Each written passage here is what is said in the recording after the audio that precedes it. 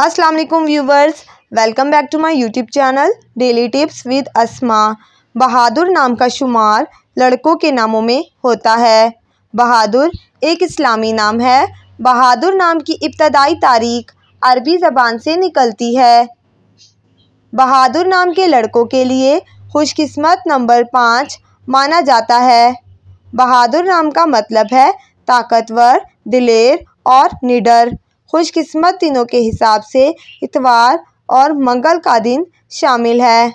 बहादुर नाम के लड़कों के लिए खुशकिस्मत धातों में हिंसों के हिसाब से तांबा शामिल है।